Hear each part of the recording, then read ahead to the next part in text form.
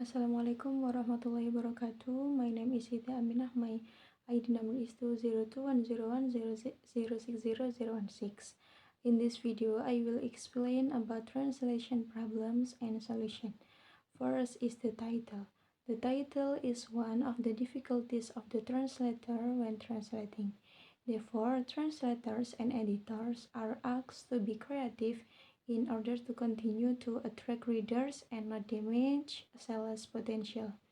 Like the example of Primo Levi's book, whose title was changed and deemed inappropriate and not in accordance with its original meaning. So, a literal translation is often a blunder in the title.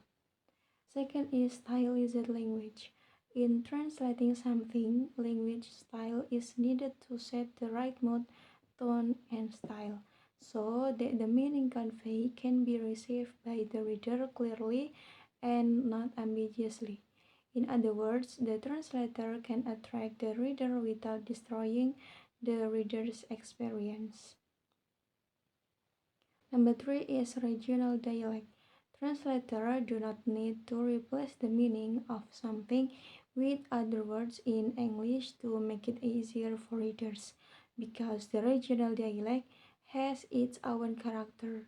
For example, Hanan al-Shah, the Lebanese Arabian writer, said that he wanted to keep the original idioms in his work, which he added explanation in English to make it easier for readers.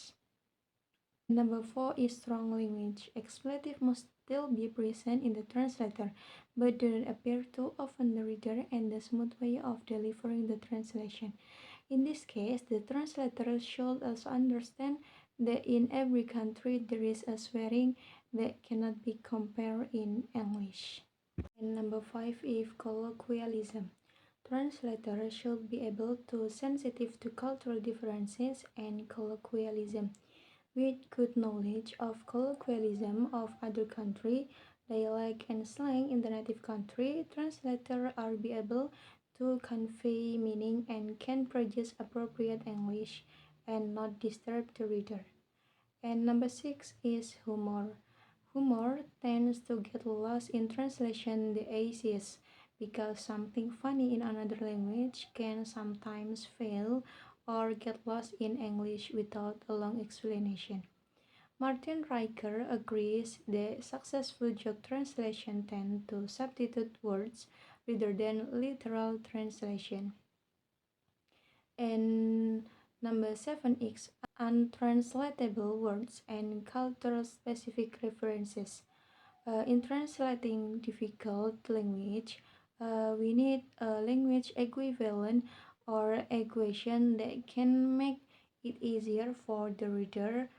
In this case, translator and editors usually add footnotes or glossaries that contain equations or translation in English that are easy to understand. For example, when providing references to meanings made with familiars, as well as adding phrases, simple and unobtrusive explanation.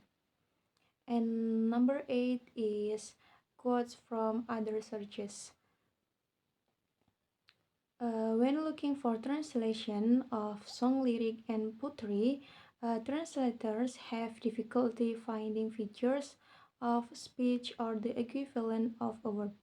If the translator changes something from the lyric of a song or verse of poetry, it will not convey the meaning of the song or poetry properly.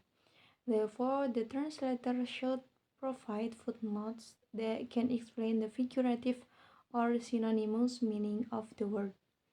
And the last is difficult language. Difficult language, there are some languages for which high quality translators are few and far between, forcing publishers either to abandon the idea of translating or to rely on the joint efforts of a press stylist and a native speaker to get the balance right. It may also be necessary to translate from a separate language altogether. because a good native translator simply can be found. Maybe just it for my explanation. Thank you. Wassalamualaikum warahmatullahi wabarakatuh.